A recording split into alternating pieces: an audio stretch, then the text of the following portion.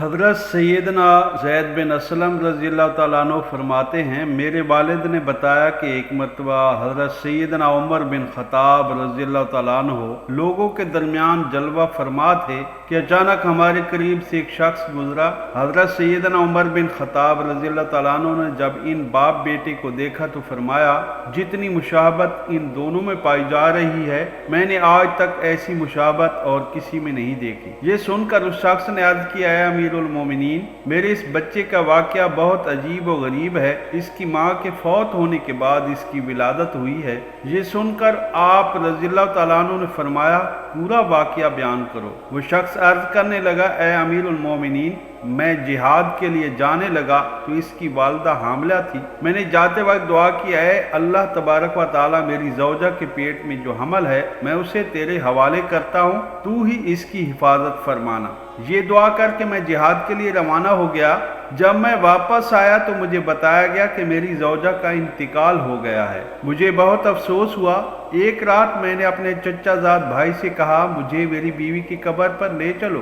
چنانچہ ہم جنت البقیع میں پہنچے اور اس نے میری بیوی کی قبر کی نشاندہی کی۔ جب ہم وہاں پہنچے تو دیکھا کہ قبر سے روشنی کی کرنیں بہر آ رہی ہیں۔ میں نے اپنے چچا زاد بھائی سے کہا، یہ روشنی کیسی ہے؟ اس نے جواب دیا، اس قبر سے ہر رات اسی طرح روشنی ظاہر ہوتی ہے، نہ جانے اس میں کیا راز ہے۔ جب میں نے یہ سنا تو ارادہ کیا کہ میں ضرور اس قبر کو کھود کر دیکھوں گا۔ چنانچہ میں نے پھاوڑا منگایا۔ ابھی قبر کھودنے کا ارادہ ہی کیا تھا کہ قبر خود بخود کھل گئی۔ جب میں نے اس میں جھانکا تو اللہ تعالیٰ کی قدرت کا کرشمہ نظر آیا کہ یہ میرا بچہ اپنی ماں کی گود میں بیٹھا کھیل رہا تھا۔ جب میں قبر میں اترا تو کسی ندا دینے والے نے ندا دی، تو نے جو امانت اللہ کے پاس رکھی تھی وہ تجھے واپس کی جاتی ہے، جا اپنے بچے کو لے جا۔